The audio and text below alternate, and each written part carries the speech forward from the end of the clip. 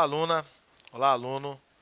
Bem-vindo a mais uma aula de Física, aqui pela TV Educação e também pela plataforma Gonçalves Dias. Bom, a aula de hoje é sobre fenômenos magnéticos, só que a aula de hoje é a aula de exercícios comentados, né? Nossa primeira aula sobre exercícios comentados, né, de fenômenos magnéticos. Se você perdeu essa aula sobre fenômenos magnéticos, você encontra lá na plataforma Gonçalves Dias, tá ok? Se você quer também fazer uma revisão, lá na plataforma Gonçalves Dias você encontra essa aula, né? Então vamos à nossa primeira questão. A primeira questão diz o seguinte: um pequeno ímã é colocado nas proximidades de uma barra de ferro. Sobre essa situação descrita, assinale a alternativa correta, né? Então a letra A. O ímã atrai uma barra de ferro com a mesma intensidade que a barra de ferro atrai o ímã, né? Letra B. A força que o ímã exerce sobre a barra de ferro é maior que a força que o ferro exerce sobre o ímã, né? A letra C, o ímã atrai a barra de ferro, né? Letra D, a barra de ferro atrai o ímã, né? E a letra E, a força que a barra de ferro exerce sobre o ímã é maior que a força, né, que o ímã exerce sobre a barra de ferro. Bom, então esse fenômenozinho magnético você já conhece, certo? Então o ímã ele tem essa propriedade de atrair outros ímãs ou de atrair também alguns metais, né, como o ferro, por exemplo, que é o caso da nossa questão, tá certo? Então esses materiais, para que eles sejam atraídos, eles precisam ser materiais que tenham essas propriedades magnéticas, porque nem todos os metais eles têm essas propriedades magnéticas, certo? Você já deve ter percebido de uma forma empírica, por exemplo, que os ímãs eles não conseguem atrair certos tipos de metais, certo? Então existe um grupo de metais que eles não conseguem atrair e outros que ele consegue atrair, tá certo? Então vamos entender aqui a situação. Nada melhor do que desenhar a situação para que a gente entenda, né? Então a questão 1, certo? Nós temos aqui um ímã, né?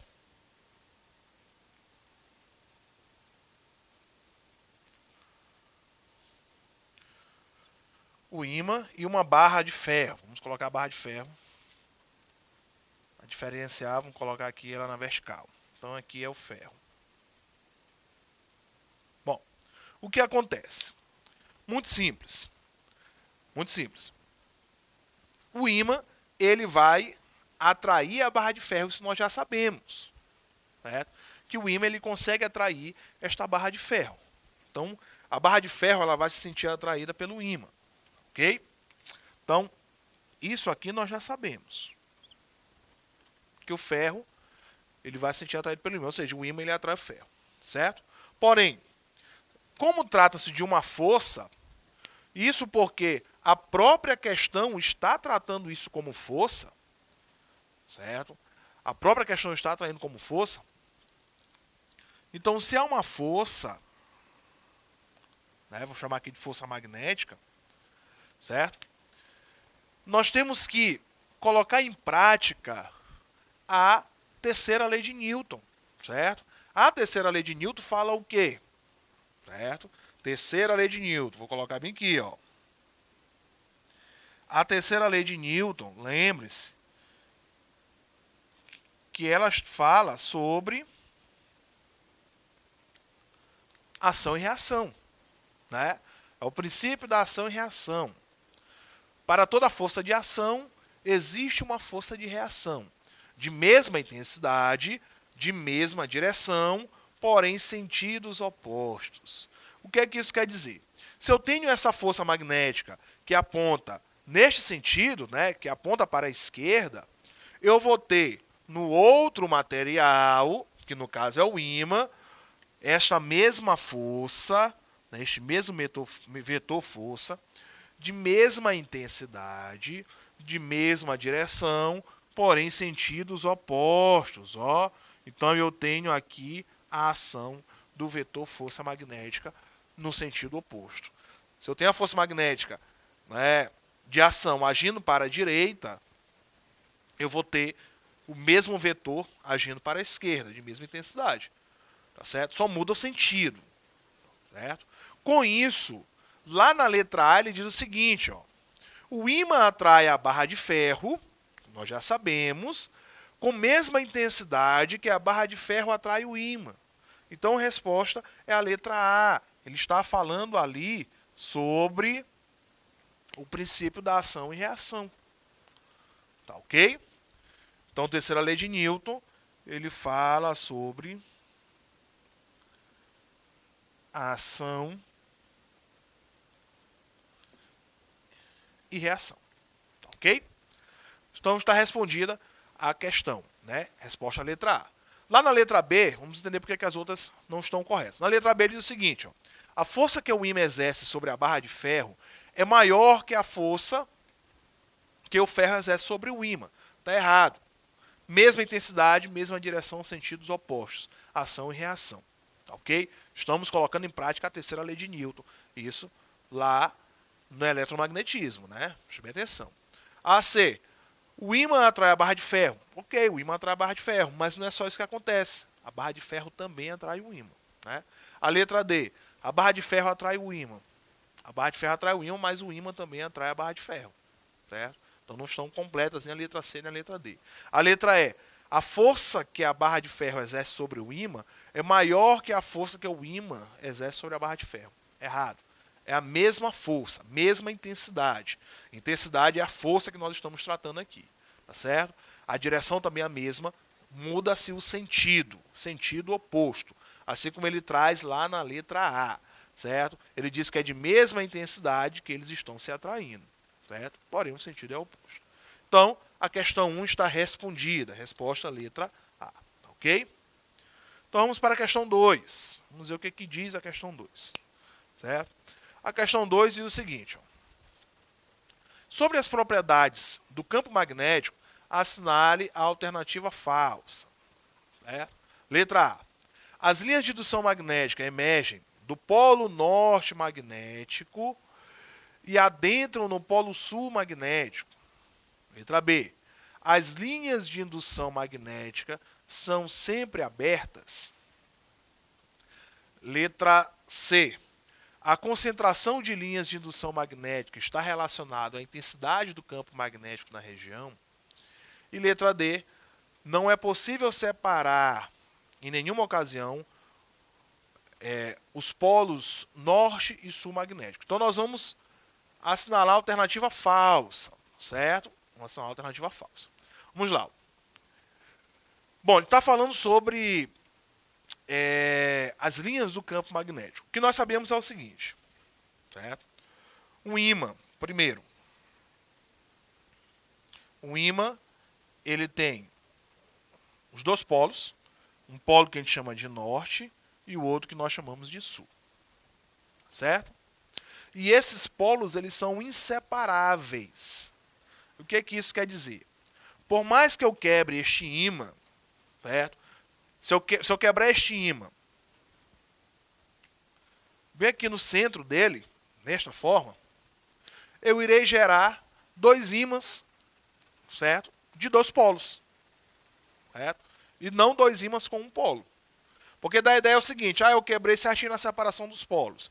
Então este pedaço vai ficar só com o norte e o outro pedaço vai ficar somente com o sul. Não pense desse jeito que vai estar errado. Certo? Lembre-se lá da nossa aula. Os polos, eles são inseparáveis. Ou seja, um ímã sempre vai apresentar um dipolo. Dipolo são dois polos magnéticos. Se eu quebrar ao centro, este pedaço terá um polo norte e polo sul. E o outro terá o polo sul e polo norte. Certo? Então, eles sempre vão andar em pares. Os polos magnéticos sempre andam em par. Toda vez que se encontrar um polo norte, pode ter certeza que lá também tem um polo sul. Tá certo? E assim sucessivamente, né? Se você encontrar o polo sul, pode ter certeza que lá tem o polo norte. Tá certo? Então, com isso, nós já podemos dizer que a letra D, por exemplo, não é a nossa resposta falsa.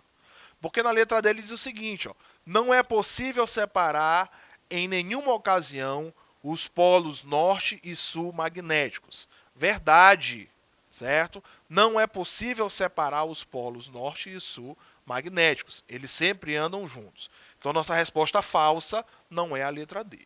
Tá certo?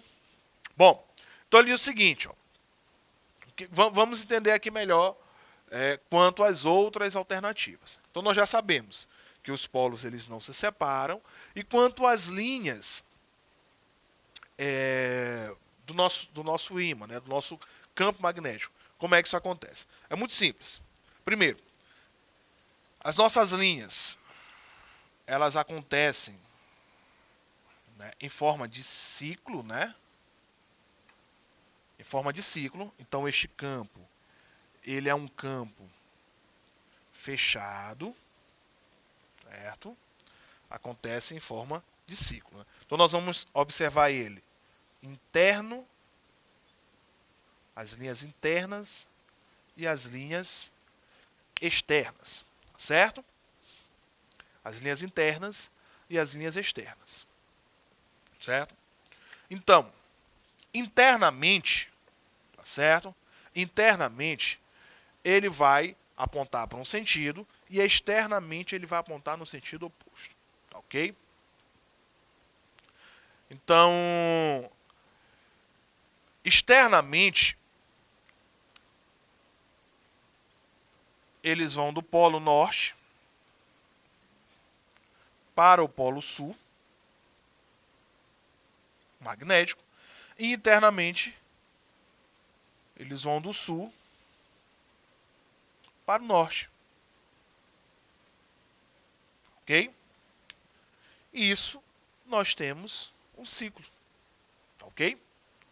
Então, externamente, eles vão do norte magnético para o sul e internamente vão do sul para o norte, formando um ciclo. Né? Se você perceber, nós temos um ciclo fechado.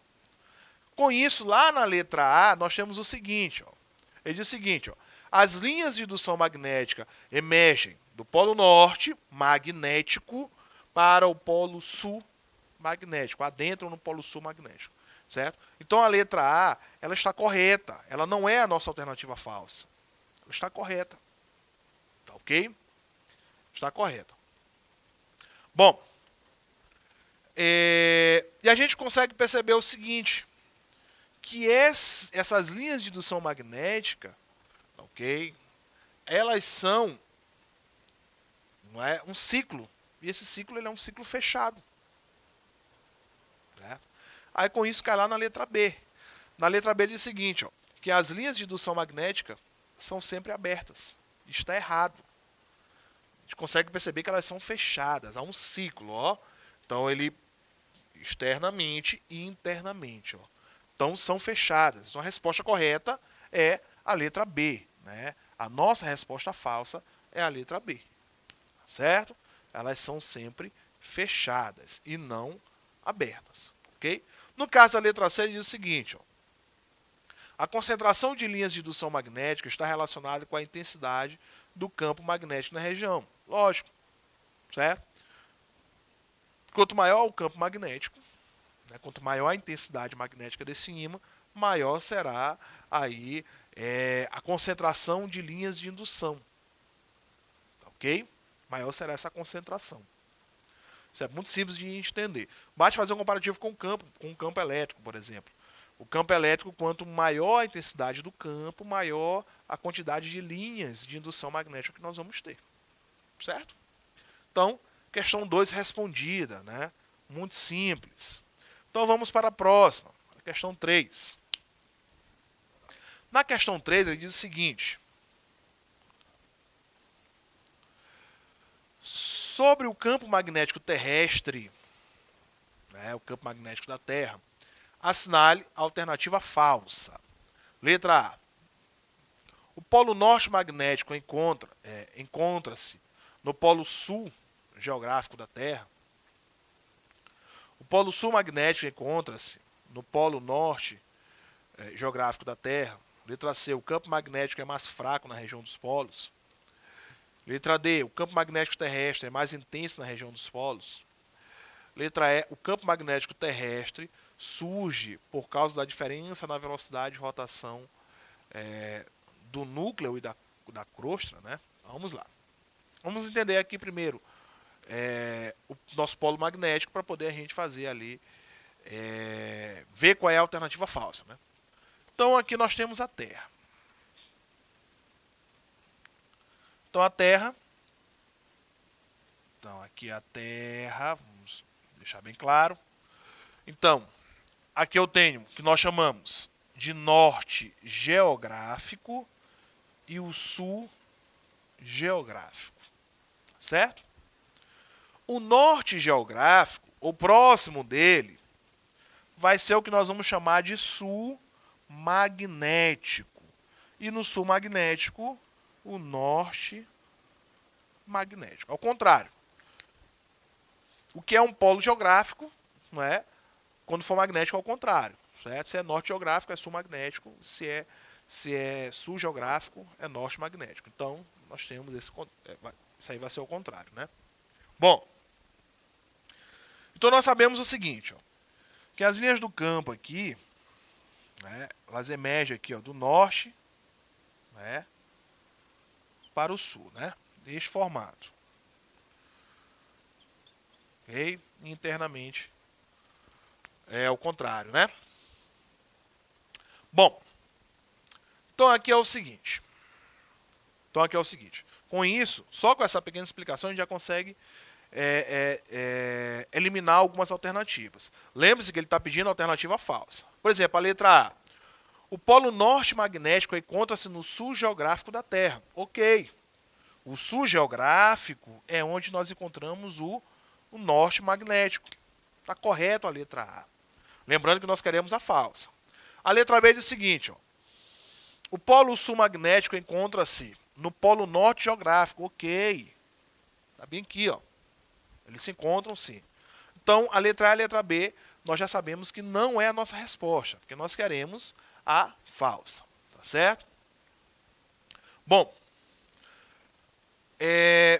nós vamos perceber também o seguinte, que as linhas do campo, que não são só essas, tem várias, certo? Elas vão, né, partir do norte, externamente, né, e chegar ao sul, né? Parte do norte magnético e chega ao sul magnético, né? Ou do sul geográfico para o norte geográfico, certo? Onde nós temos mais concentração de linhas do nosso campo é onde o campo é mais intenso. Percebam o seguinte, aqui no polo, tanto no polo norte quanto no polo sul, eu tenho uma concentração maior de linhas no nosso campo.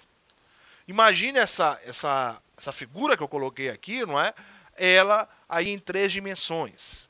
Certo? Eu tenho uma esfera e eu tenho linhas do campo saindo do sul geográfico e chegando no norte geográfico. Então, nessa parte do norte geográfico e do sul geográfico, nós temos uma concentração de linhas muito grande, certo? Porque todas elas estão chegando ali.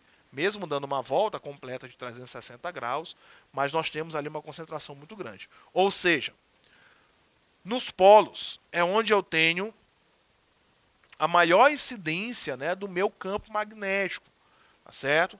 Então, o campo magnético terrestre, ele é mais intenso na região dos polos, ok? Isso eliminando como resposta a nossa letra D. A nossa letra D afirma que o campo magnético terrestre é mais intenso na região dos polos, e é verdade, certo? Então, não pode ser a letra D também. Sobra para a gente a letra C e a letra E.